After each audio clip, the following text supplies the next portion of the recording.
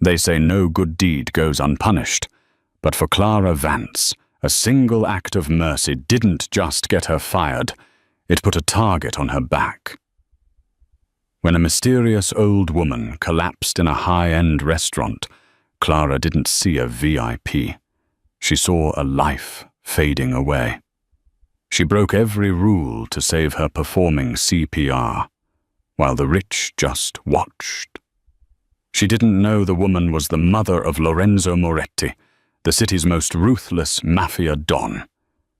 Now Clara is trapped in a gilded cage, caught between a man who kills without hesitation and a heart he swore never to open. This is the story of how a poor waitress saved the wrong life and found the right love. The rain in Seattle didn't wash away the grime. It just made the neon lights of the city reflect deeper into the puddles of oil and trash. Inside the Gilded Lily, however, the rain was just a silent movie playing against the soundproof, bullet-resistant glass. It was the most exclusive restaurant in the city, a place where a bottle of wine cost more than Clara Vance's tuition for her entire nursing degree, a degree she had been forced to abandon 6 months ago, when her mother's medical bills swallowed every penny they had. Now Clara wasn't a nursing student with a bright future.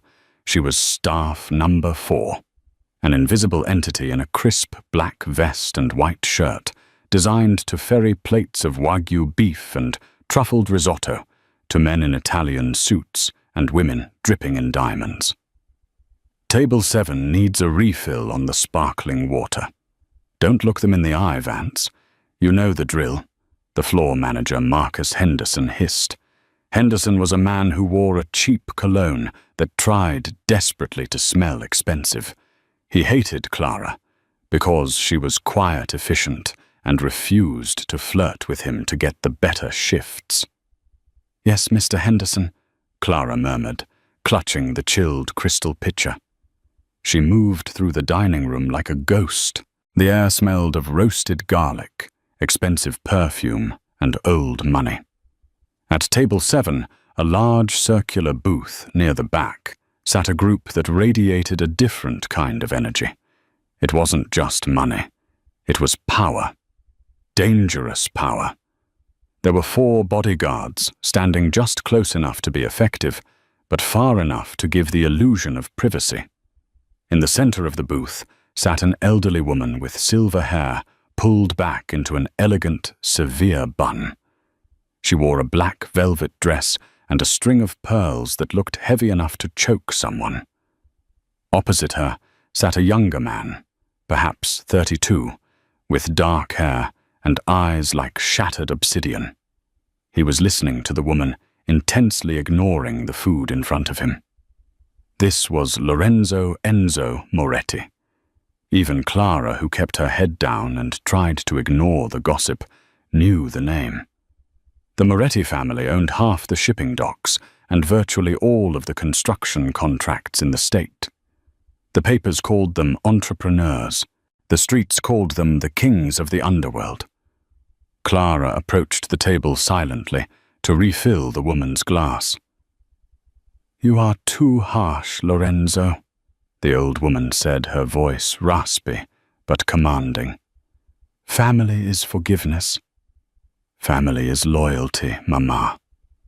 Lorenzo replied, his voice a low baritone that sent a shiver down Clara's spine. "And betrayal is a cancer. It must be cut out."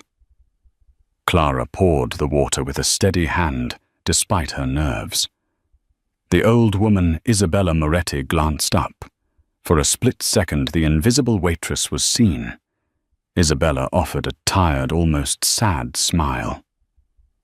"Thank you, child," Isabella whispered. "You're welcome, ma'am," Clara whispered back, breaking the rule of silence. Lorenzo's eyes snapped to Clara, cold and assessing, but before he could reprimand her for speaking, a sound shattered the quiet murmur of the restaurant. It was a gasp, a wet, desperate intake of air that turned into a choke. Clara froze. She looked down. Isabella Moretti was clutching her throat. Her face, pale a moment ago, was turning a terrifying shade of beet red, then rapidly shifting to violet. The crystal glass in her hand shattered on the table. "Mama!" Lorenzo shot up his chair, clattering backward. Isabella couldn't speak. She clawed at the air, her eyes rolling back. "Help her! Someone help her!" Lorenzo roared. The bodyguards swarmed in, but they were muscle, not medics. They looked at each other, panicked hands hovering over their guns as if they could shoot the heart attack away. The restaurant went silent. Dozens of the city's wealthiest doctors, lawyers, and politicians were in the room. Clara watched them. She saw a famous neurosurgeon at table 4 avert his eyes. She saw a politician at table 9 pull out his phone to record. Nobody moved. They were afraid. Afraid of the Moretti reputation. If they tried to help and failed, if the matriarch died under their hands, the consequences would be lethal. Ideally, Clara should have backed away. She should have let the manager call 911. She wasn't a nurse. She was a waitress with half a degree and empty pockets. But she saw Isabella's eyes. They were terrified. Clara dropped the water pitcher. It smashed on the marble floor, the sound like a gunshot. "Move!" Clara shouted, her voice cutting through the panic. She shoved past a 250-pound bodyguard who looked ready to snap her neck. "I said move!" Lorenzo turned on her, his face a mask of fury and panic. "What do you think you're? She's in cardiac arrest." "She's not choking, her heart stopped." Clara yelled, recognizing the signs immediately. The lack of wheezing, the sudden drop in color, the limpness taking over the body. Clara didn't wait for permission. She grabbed Isabella's shoulders and pulled her from the booth, laying her flat on the cold floor. The velvet dress tore. A pearl necklace snapped, sending expensive white beads scattering across the tiles like hail. "Don't touch her!" one of the guards shouted, drawing a weapon. "Let her work!" Lorenzo barked, his voice cracking.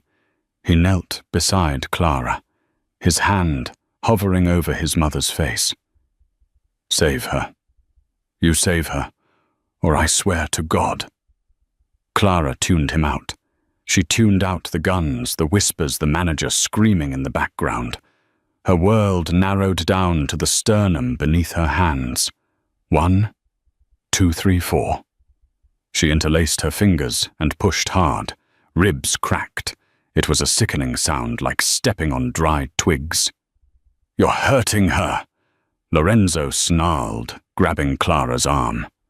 "I'm keeping the blood flowing." Clara ripped her arm free, glaring at the Mafia Don with a ferocity that matched his own. "If I stop, she dies. Do you want her dead?" "Then let me go." Lorenzo froze. He saw the fire in the waitress's hazel eyes. He let go. Come on, Isabella," Clara muttered, sweat beading on her forehead. She pumped the chest rhythmically. Staying alive. That was the tempo. 30 compressions.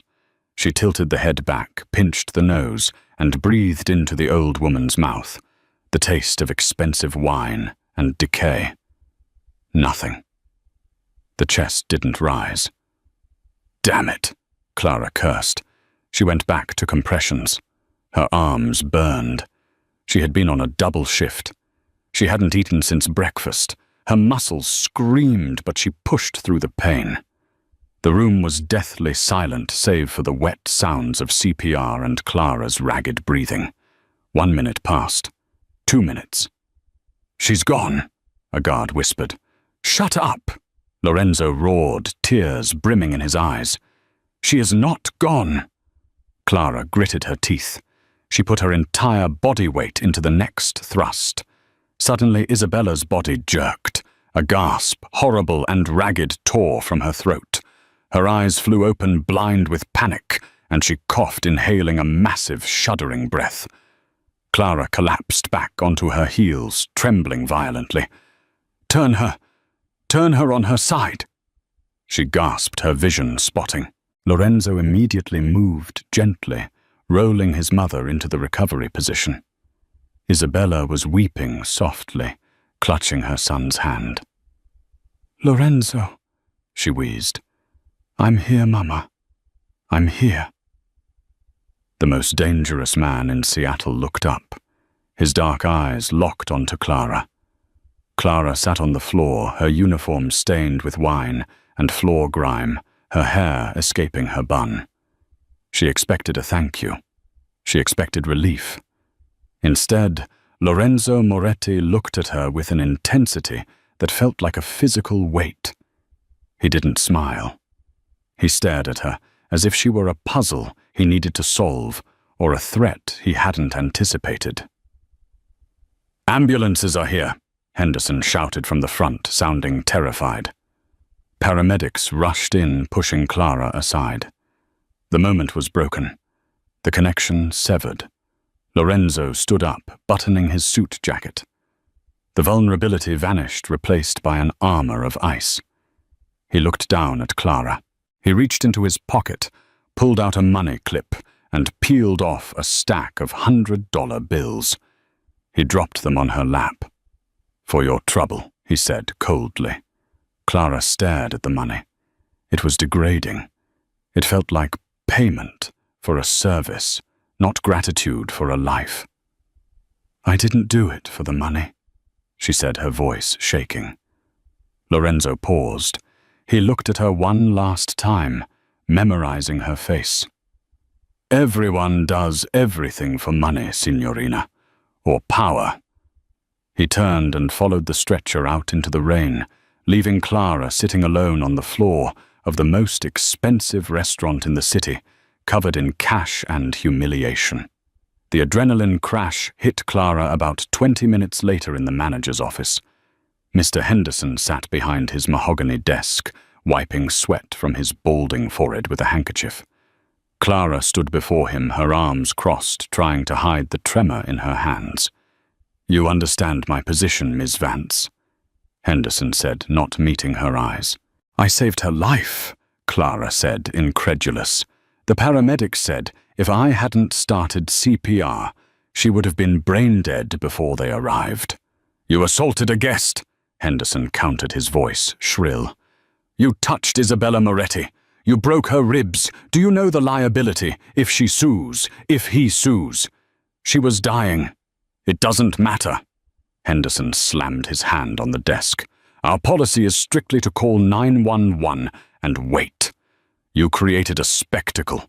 You engaged with the Moretti family.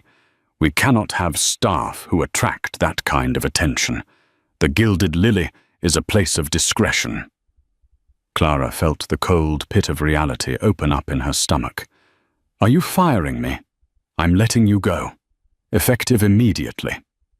He slid a white envelope across the desk. "Here is your pay for the week plus 2 weeks severance. Consider it a generosity. Now please leave through the back. I don't want the guests seeing you." Clara took the envelope. She wanted to scream. She wanted to throw the stapler at his head. Instead, she swallowed her pride, turned on her heel, and walked out. The back alley was freezing. The rain had turned into a sleet that stung her cheeks. Clara didn't have a car. She had sold it 3 months ago to pay for her mother's dialysis. She pulled her thin coat tighter around her shoulders and began the 3-mile walk to her apartment in the crumbling district of East Pillars. As she walked, she counted the money in her head. The severance, plus the crumpled bills Lorenzo Moretti had thrown at her, she hadn't wanted to take them, but she had no choice, amounted to about $2,000. Rent was due $800. Mom's medication, $400. Outstanding electric bill, $150. Food. She would survive another month, maybe 2. But then what? She was blacklisted from the best restaurant in town. Word would travel. By the time she reached her apartment complex, a grey Soviet block-style building with a broken intercom, she was soaked to the bone. She climbed the 4 flights of stairs, her legs heavy as lead. She unlocked the door to 4B. "Mom, I'm home," she called out softly. Her mother, Sarah, was asleep on the threadbare sofa, the TV flickering with the evening news. Sarah looked frail, her skin possessing the translucent quality of the chronically ill. Clara covered her with a blanket and went into the tiny kitchen to make tea. She stared out the window at the street below. A black SUV was parked across the street. The engine was running the headlights off. Clara frowned. Cars like that didn't park in East Pillars. She shook her head. Paranoia, she told herself. You're just shaken up. She drank her tea, took a shower to wash off the smell of the restaurant, and crawled into her small bed. Sleep came instantly, a dark, dreamless void. Bang! Bang! Bang! Clara jolted awake. Her heart hammered against her ribs. The room was dark. The digital clock read 3:17 a.m. Bang! Bang! Bang! Someone was pounding on her front door. Not knocking, pounding. "Clara, Clara, wake up!" Her mother's voice was trembling from the living room. Clara grabbed the baseball bat she kept under her bed and rushed out. Her mother was standing in the hallway, clutching her robe. "Who is it?" Clara yelled through the door.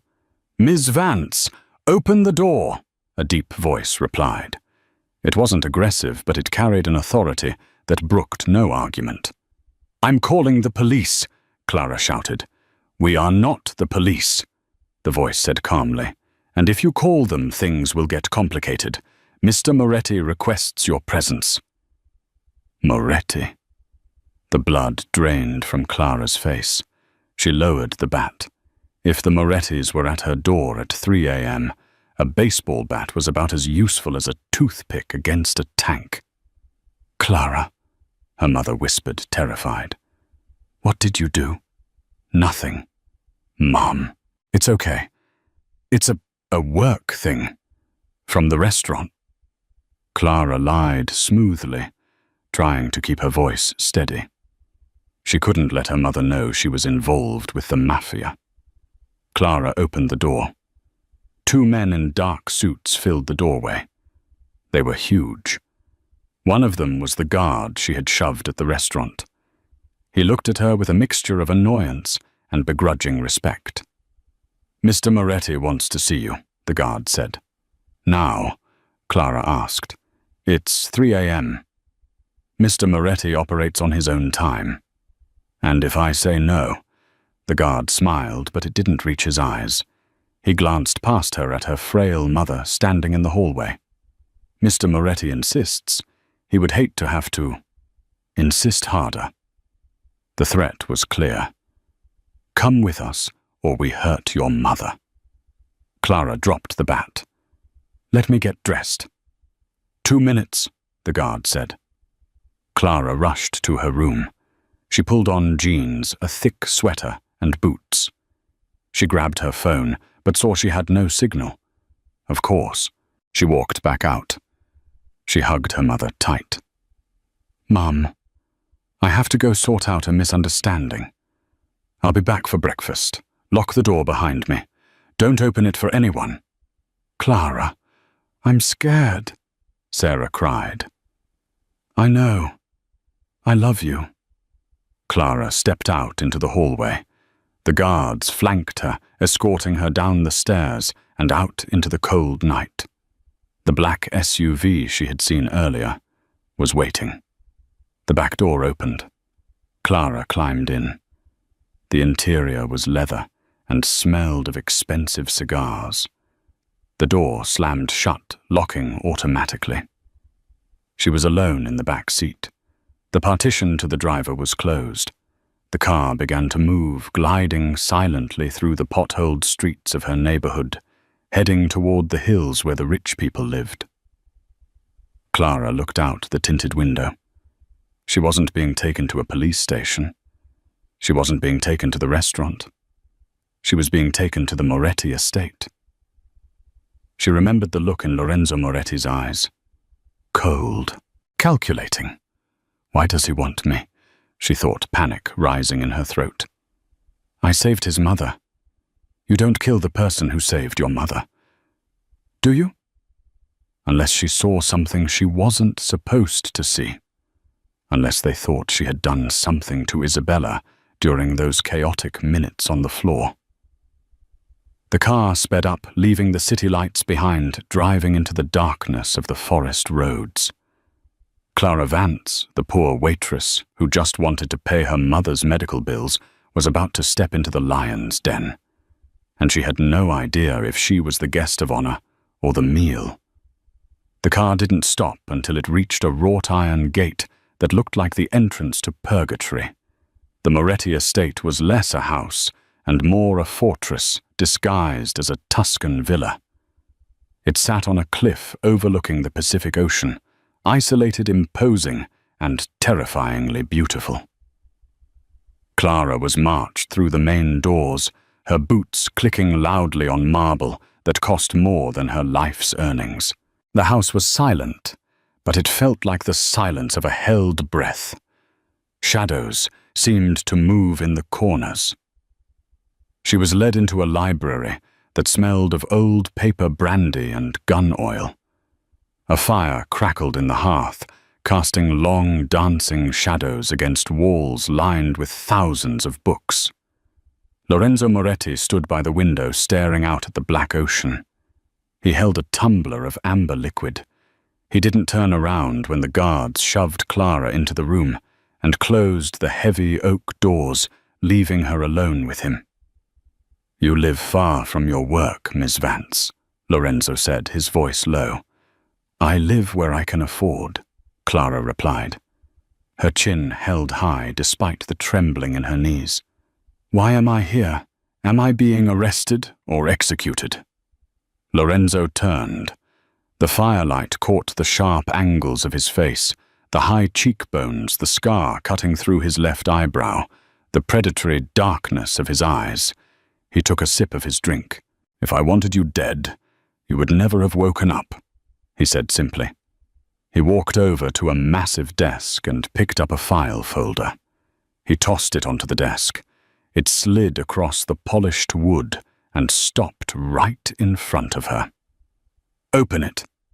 Clara hesitated, then stepped forward. She flipped the folder open. Her breath hitched.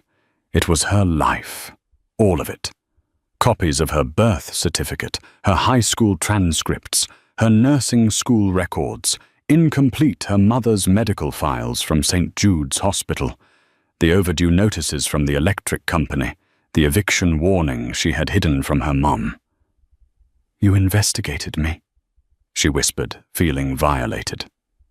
I investigate everyone who touches my family, Lorenzo said, circling the desk to stand in front of her. He was tall, towering over her by a good 6 inches. Clara Vance, top of your class in nursing school, dropped out 6 months ago. Why? You can read. You know why. Clara snapped, closing the folder. Tuition or dialysis. I couldn't pay for both. So you chose your mother. Noble and stupid. It's not stupid to love someone. It is when it leaves you destitute and working for a tyrant like Henderson, Lorenzo countered. He leaned against the desk, crossing his arms. Here is the situation, Clara. My mother, Isabella, is difficult. She does not trust doctors. She does not trust hospitals. She believes they are places where people go to die. Since the incident at the restaurant, she has refused to let any of my private medical staff near her. She claims they are cold and soulless. Lorenzo paused, his eyes narrowing. She asked for the girl with the sad eyes who broke her ribs. Clara blinked. She wants me. She insists on you. She says you have good hands. I don't believe in such nonsense, but I believe in keeping my mother alive. Her condition is stable but fragile. She needs 24-hour monitoring for the next month. I'm not a registered nurse. I didn't finish, Clara said. I don't care about the piece of paper. I saw what you did at the restaurant. You kept your head when trained men panicked. Lorenzo pushed off the desk and took a step closer, invading her personal space. The scent of sandalwood and danger enveloped her. I am offering you a job. I have a job, or I did. I'm offering you a better one. You will live here. You will watch over Isabella. You will ensure she takes her medication and eats properly. In exchange, Lorenzo snapped his fingers. In exchange, I will clear your mother's debt at St. Jude's. All $42,000 of it. I will also pay for a private nurse to visit your mother at your apartment twice a day, so you don't have to worry about her while you are here. And I will pay you $10,000 a month for your time. Clara felt the room spin. It was the answer to every prayer she had whispered in the dark for the last 2 years. It was freedom, but it was also a trap.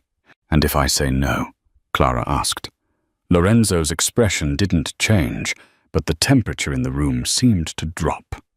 Then you walk out that door. You go back to your eviction notice. Your mother's treatment stops next week when the credit runs out, and I find someone else to force my mother to cooperate. It's your choice, Clara. Pride or survival. He knew exactly where to hit her. He was a monster, but he was a monster offering her a lifeline. I have conditions, Clara said, her voice shaking but firm. Lorenzo raised an eyebrow, amused. You are in no position to negotiate, Tesoro. I want to see my mother every weekend, and I want half the money up front deposited into her account, so I know this isn't a lie. Lorenzo stared at her for a long, agonizing moment. Then the corner of his mouth twitched upward, a ghost of a smile. Done. He extended his hand. Welcome to the family, Miss Vance. Clara took his hand. His grip was warm, rough, and electric. She had just sold her soul to the devil, and she prayed she would survive long enough to spend the check. 3 weeks. Clara had been living in the Moretti stronghold for 3 weeks. The golden cage was an apt description. Her room was larger than her entire apartment, with a balcony overlooking the cliffs. The food was prepared by a Michelin star chef. The linens were silk, but there were armed guards at every exit and cameras in every hallway. Isabella Moretti was surprisingly a delight. Once she was away from the public eye, the matriarch was warm, sharp-witted, and incredibly stubborn. She treated Clara less like a nurse and more like a granddaughter she never had. Eat, Clara, you are too thin, Isabella chided one afternoon, pushing a plate of cannoli toward her. They were sitting in the sunroom, surrounded by orchids. I'm fine, Isabella. You need to watch your sugar, Clara said, checking Isabella's blood pressure. 130/85. Better. Lorenzo needs a wife, Isabella stated out of nowhere. Clara choked on her water. Excuse me. He is 32. He is darker than the night. He needs light. He needs someone who doesn't care about his money. Isabella looked at Clara significantly. He's a criminal, Isabella, Clara whispered, looking around to make sure no guards heard. And I'm the help. He is a businessman, Isabella corrected, and you are the only person in this house besides me who isn't afraid of him. As if summoned, the heavy doors opened and Lorenzo walked in. He had just returned from a meeting downtown. He wore a charcoal suit, but his tie was loosened, and he looked exhausted. There was a smudge of something dark on his cuff that Clara hoped was red wine, but suspected was blood. "How is she?" Lorenzo asked, looking at Clara, ignoring his mother. "She's fine, stubborn," Clara said, packing up her kit. She tried to hide her pills in the flower pot again. Lorenzo let out a short, dry laugh. It was a rare sound. He walked over and kissed his mother's forehead. "Behave, Mama." "I am bored, Enzo," Isabella complained. "Play chess with me." "I have work to do. Just one game. Or are you afraid I will beat you again?" Lorenzo sighed, running a hand through his hair. He sat down at the antique chess table in the corner of the room. "Fine. One game." Clara meant to leave. She should have left. But she found herself lingering by the door, watching. Lorenzo played with aggressive, predatory efficiency. He moved his pieces like he moved his soldiers in the city, sacrificing pawns to control the center. Isabella played defensively, but her mind was foggy from the medication. Within 10 minutes, Lorenzo had her cornered. "Checkmate in 3, Lorenzo said softly. Isabella sighed and toppled her king. "I'm too tired for this strategy." "Clara." "You play him." Lorenzo looked up, scoffing. "I don't think Miss Vance knows how to play." Clara felt that spark of defiance flare in her chest. She had grown up playing chess with her father in the park before he died. He was a janitor at a university, but he had read every book in the library. He taught her that chess wasn't about power. It was about patience. "I know how the pieces move," Clara said calmly. Lorenzo gestured to the chair opposite him. "Humor me." Clara sat down. She reset the board. She chose black. Lorenzo opened with the king's pawn. Aggressive. Standard. Clara countered with the Sicilian defense. Lorenzo paused. He looked at her for the first time in days. "You know theory." "I know enough," she murmured. The room went quiet. The clock ticked. Lorenzo played fast, trying to intimidate her. Clara played slow.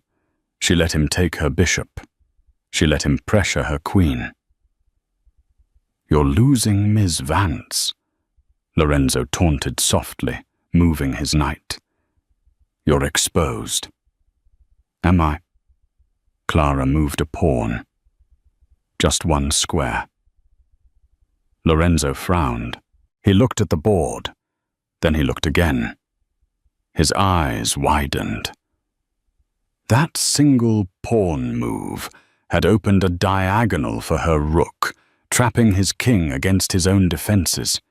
If he moved his queen to save the king, he lost his knight and his tempo. If he didn't, it was checkmate in 4 moves. "The Zugzwang," Lorenzo whispered, a German chess term. It meant being forced to move when any move would make your position worse. He looked up at her. The arrogance was gone, replaced by a burning curiosity. "Who taught you?" "My father," Clara said.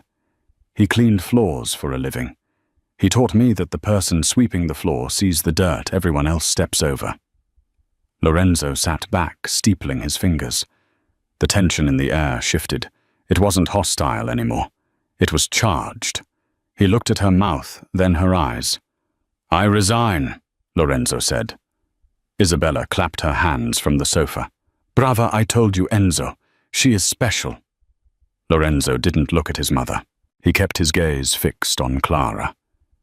"Yes, it appears she is."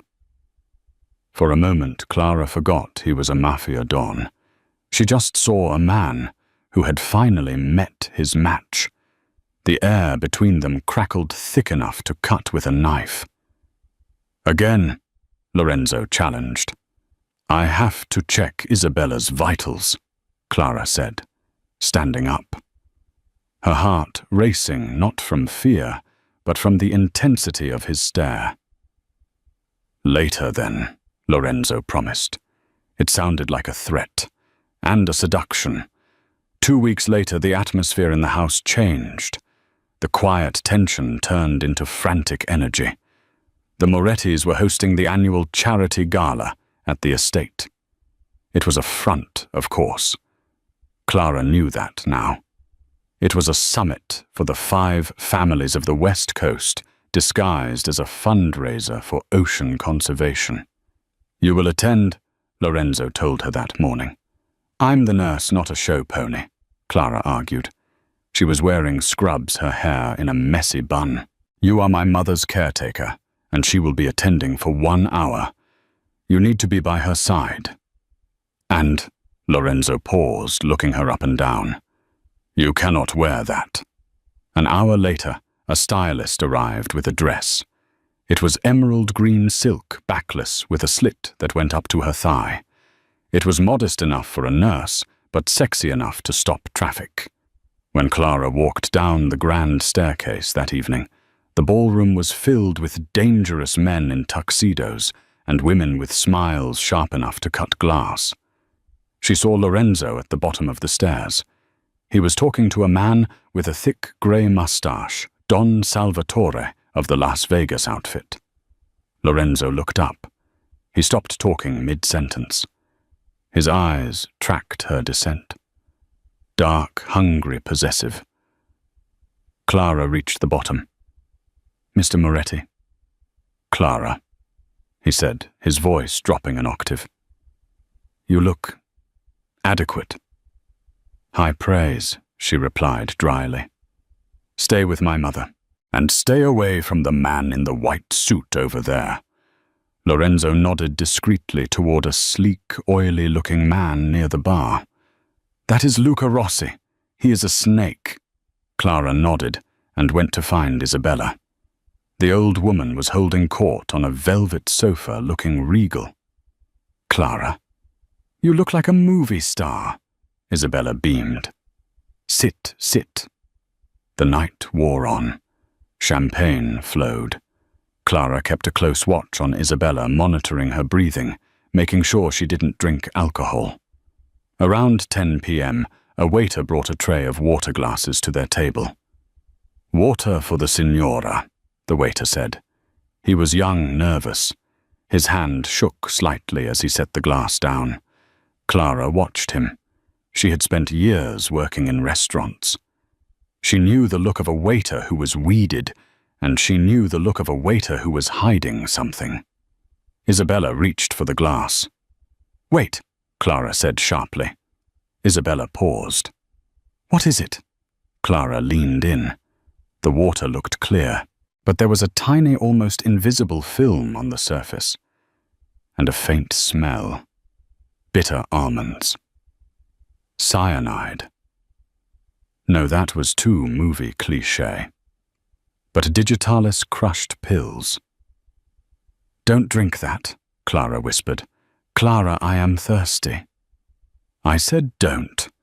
Clara grabbed the glass. She looked around. The nervous waiter was retreating quickly toward the kitchen doors. Clara stood up. "Isabella, stay here. Don't eat or drink anything." "Clara, where are you going?" Clara didn't answer. She followed the waiter. She wasn't thinking. She was reacting. She slipped through the kitchen doors. The kitchen was a chaotic mess of chefs and servers. She saw the nervous waiter slipping out the back exit toward the gardens. She followed him out into the cool night air. He was fumbling with his phone, dialing a number. "It's done," he hissed into the phone. "She drank it. The old woman is done." Clara's blood ran cold. He tried to kill Isabella. She looked around. There were no guards here. They were all out front. She looked down and saw a heavy stone garden ornament. The waiter turned around and saw her. His eyes widened. He pulled a switchblade from his pocket. "You shouldn't have come out here, bitch," he sneered. Clara didn't back down. She was a girl from East Pillars. She had fought off drunk patrons and muggers before. But this was a hit man. "Who sent you?" she demanded. "Does it matter?" He lunged. Clara dodged the blade, slicing the air inches from her silk dress. She scrambled back, grabbing the stone ornament. He lunged again. Bang! A gunshot shattered the night. The waiter froze. A small red hole appeared in his forehead. He crumpled to the grass, dead before he hit the ground. Clara screamed, dropping the stone. She spun around. Lorenzo stood 10 feet away, a smoking pistol in his hand. His face was a mask of pure, unadulterated rage. But the rage wasn't directed at her. He holstered the gun and crossed the distance in 2 strides. He grabbed Clara by the shoulders, his grip bruising. "Did he touch you?" He roared, shaking her slightly. "Did he touch you?" "No. No, I'm fine," Clara stammered, looking at the dead body. He put something in Isabella's water. I stopped her. I followed him." Lorenzo froze. He looked at her, his eyes searching her face for the truth. Then, without a word, he pulled her into his chest. He hugged her. It was tight, desperate. He buried his face in her neck, inhaling her scent. "You saved her again," he whispered into her hair. "God help me, you saved her again." Clara felt his heart hammering against hers. For the first time, she realized that the monster wasn't made of stone. He was terrified. "Lorenzo," she whispered, her hands tentatively, coming up to rest on his chest. He pulled back his hands, cupping her face. The adrenaline was high. The danger was visceral. He looked at her lips. "We have to go inside," he said hoarsely. "We have to lock down the estate. Someone on the inside let him in." "Who? I don't know," Lorenzo said, his face hardening back into the dawn. "But I will burn the city to the ground to find them." He took her hand, interlacing their fingers. "Stay with me, Clara. Do not leave my side. Tonight you are not the nurse. You are mine." As they walked back toward the lights of the mansion, leaving the body in the shadows, Clara realized 2 things. First, someone powerful wanted the Morettis dead. Second, she was no longer just an observer. She was a target, and she was falling in love with the man who put the target on her back.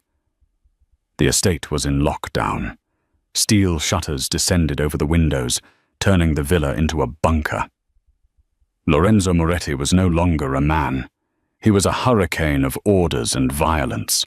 He had 20 men scouring the grounds, checking every camera feed, every phone log. Clara sat in the library, a blanket wrapped around her shoulders. The adrenaline was fading, replaced by a deep, bone-chilling cold. She had seen a man die tonight. She had almost been stabbed. The doors opened, and Lorenzo entered. He had shed his tuxedo jacket and rolled up his sleeves, revealing tattoos that curled around his forearms, symbols of loyalty and death. He walked straight to her. Desum, pouring 2 glasses of brandy. "Drink," he commanded softly. Clara took the glass. Her hands were shaking so bad, the liquid rippled. "Who was he?" "A mercenary. Hired gun. No ID, no prints." Lorenzo downed his drink in 1 swallow. He crouched down in front of her, his eyes level with hers. "I'm sorry, Clara. I dragged you into this hell." "You didn't drag me," Clara said, her voice finding strength. "I walked in. I needed the money." "And now?" Lorenzo asked, his gaze intense. "You have the money. You could leave. I could put you on a plane to Switzerland tonight. New name, new life. You would be safe." Clara looked at him. She thought about the lonely apartment in East Pillars. She thought about the invisible life of a waitress.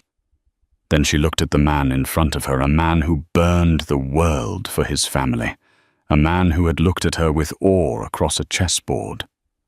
"I'm not leaving Isabella," Clara said, "and I'm not leaving you." Lorenzo closed his eyes for a second, as if in pain. Then he leaned forward and kissed her. It wasn't gentle. It was desperate, a collision of fear and desire. Clara dropped the blanket, her hands tangling in his hair. For a few hours, while the guards patrolled the perimeter, the library became their sanctuary. But sanctuary is an illusion in the Mafia world. At 4:00 a.m., the alarm didn't go off. It was simply cut. The lights in the library died. "Stay down," Lorenzo hissed, pulling a gun from the waistband of his trousers. He moved toward the door. The door exploded inward. Flashbangs. White light blinded them. A deafening boom shattered their eardrums. Clara screamed, covering her head. Men in tactical gear stormed the room. Lorenzo fired, bang, bang, bang, dropping 2 of them. But there were too many. A taser wire hit him in the chest. The dawn of Seattle convulsed and hit the floor. "Lorenzo!" Clara scrambled toward him, but a heavy boot kicked her in the ribs. "Grab the girl! Leave him!" a voice commanded. Clara looked up, gasping for air. Standing in the doorway, illuminated by the tactical flashlights, was a man she recognized. It wasn't Luca Rossi. It was Carlo Lorenzo's head of security. The man who had driven her from her apartment that first night. The man Lorenzo trusted with his life. "Carlo." Lorenzo groaned from the floor, fighting the paralysis of the taser. "Why?" Carlo stepped forward, smiling grimly. "Business boss. Luca Rossi pays better. And he promised me the territory when you're gone." Carlo looked at Clara. "Bring her. She's the insurance policy. If the old lady doesn't sign the transfer of assets, we start sending pieces of the nurse to her. If you touch her, I will kill you." Lorenzo snarled, his voice a guttural growl. "I will peel the skin from your bones." "You have to catch me first, Enzo." Carlo kicked Lorenzo in the face, knocking him unconscious. 2 men grabbed Clara.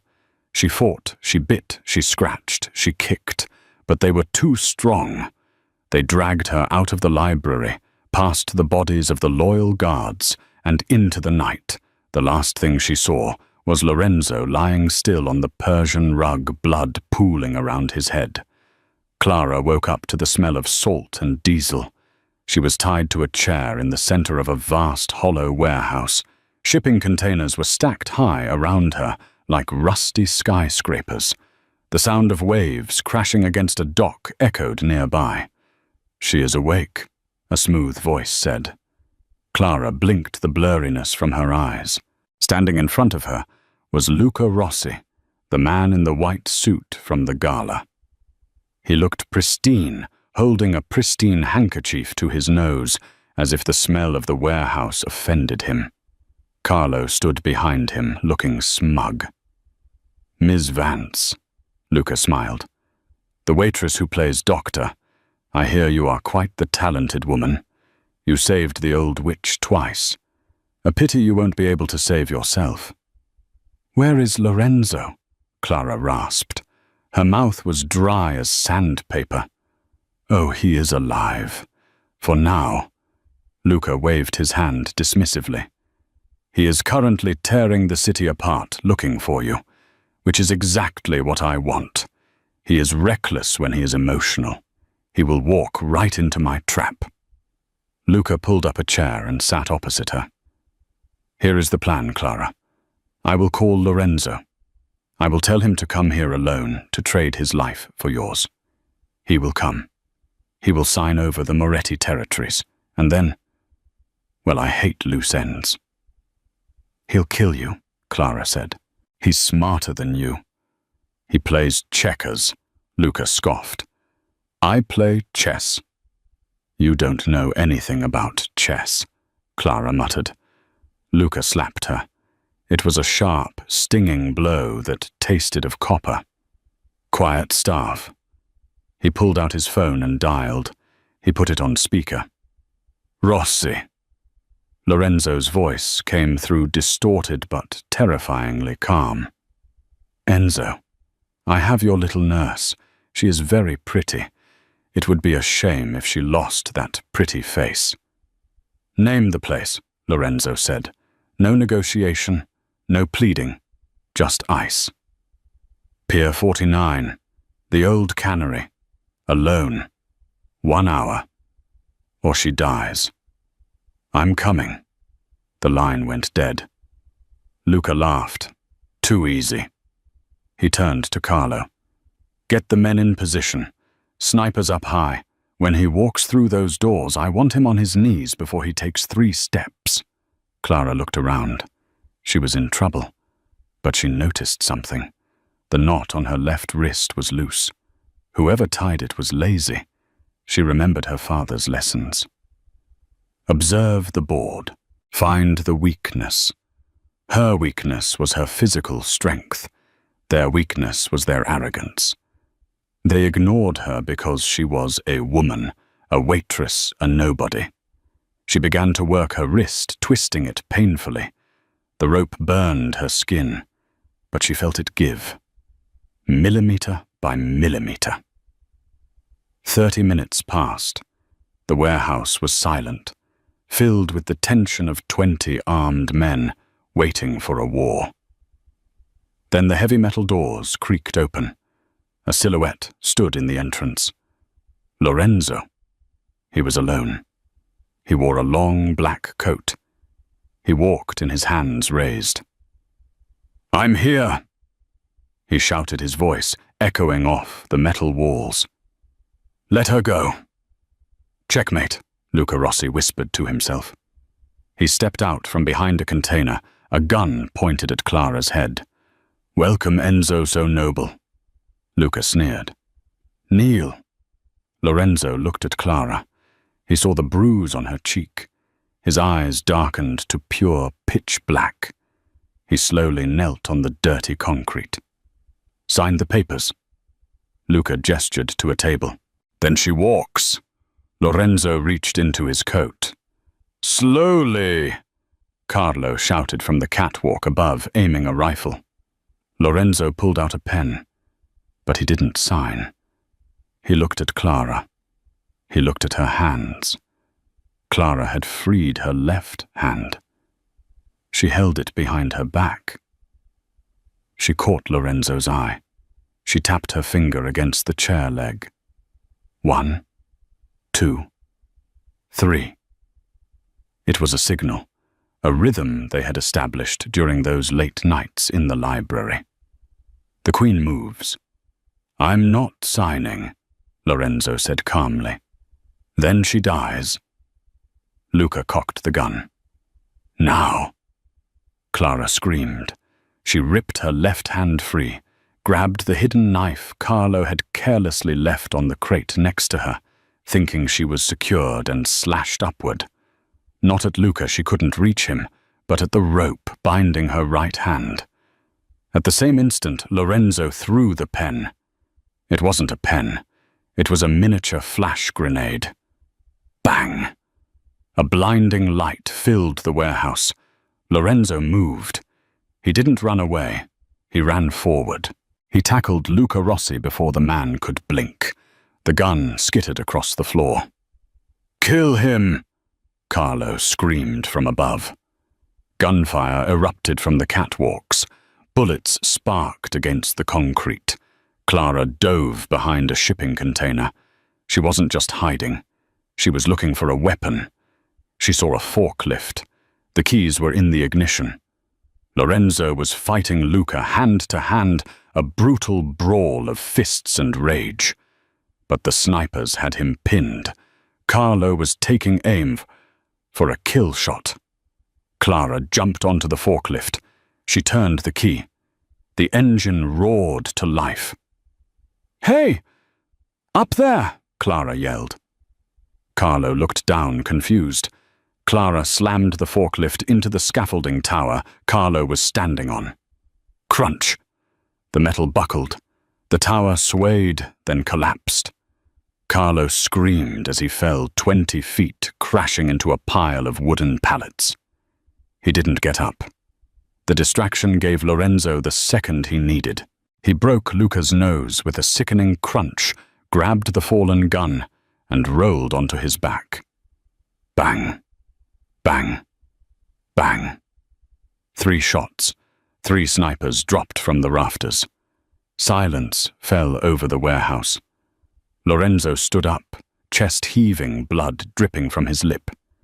He walked over to Luca Rossi, who was groaning on the floor, clutching his broken face. Lorenzo aimed the gun between Luca's eyes. "You threatened my family," Lorenzo said. "Enzo, wait, we can make a deal," Luca pleaded. "The deal was my life for hers. You broke it." Bang! It was over. Lorenzo turned. He dropped the gun. He looked at Clara, who was sitting on the forklift, shaking, covered in grease and dust. He walked over to her. He didn't say a word. He lifted her off the machine and crushed her against him. He buried his face in her neck, holding her so tight it hurt. "You crazy woman," he whispered, his voice breaking. "You attacked a sniper tower with a forklift." "I saw an opening," Clara sobbed finally, letting the tears fall. "I took it." "You are not a waitress." Lorenzo pulled back, looking at her with absolute adoration. "You are a queen." 6 months later. The Gilded Lily was under new management. Marcus Henderson had been fired and quietly advised to leave the state after an anonymous investor bought the restaurant. Clara Vance sat at table 7. But she wasn't wearing a black vest. She was wearing a white dress, simple and elegant. Lorenzo sat opposite her. He looked different, lighter. The shadows were still there, but they weren't consuming him anymore. Isabella sat next to him, healthy and vibrant, bouncing a baby on her knee, Clara's niece, visiting for the weekend. "The risotto is excellent," Clara said, smiling at the new waiter, who looked terrified of her. "Relax, Thomas. You're doing great." "Yes, Mrs. Moretti," the waiter stammered, bowing and retreating. "Mrs. Moretti?" Clara twisted the diamond ring on her finger. It still felt heavy, but it was a good weight. Lorenzo reached across the table and took her hand. "Happy?" "My mother is healthy, my debts are paid, and I'm married to a man who finally learned how to lose a game of chess gracefully," Clara teased. "I let you win." Lorenzo lied, a smirk playing on his lips. "Keep telling yourself that." Clara looked out the window at the rain falling on the Seattle streets. She remembered the girl who stood there 6 months ago, cold, poor, invisible. She had saved a life that day, expecting nothing. And in return, fate had given her everything. She squeezed the Mafia Don's hand. "Ready to go home?" she asked. Lorenzo kissed her knuckles. "My home is wherever you are." He signaled the bodyguards. They stood up. The power couple of Seattle walked out into the rain, not running from the storm, but walking through it together. And that, my friends, is the story of Clara and Lorenzo. From a desperate waitress performing CPR on a dying stranger to the queen of the Seattle underworld, Clara proved that true power doesn't come from money or guns. It comes from courage, compassion, and a killer chess strategy. What did you think of the twist with Carlo? Did you suspect him? And would you have had the guts to crash a forklift into a sniper tower? Let me know in the comments below. If you enjoyed this roller coaster of romance and danger, please smash that like button. It really helps the channel grow. Don't forget to share this video with a friend who loves a good mafia romance, and subscribe with the notification bell on so you never miss a new story. Thanks for watching, and I'll see you in the next chapter.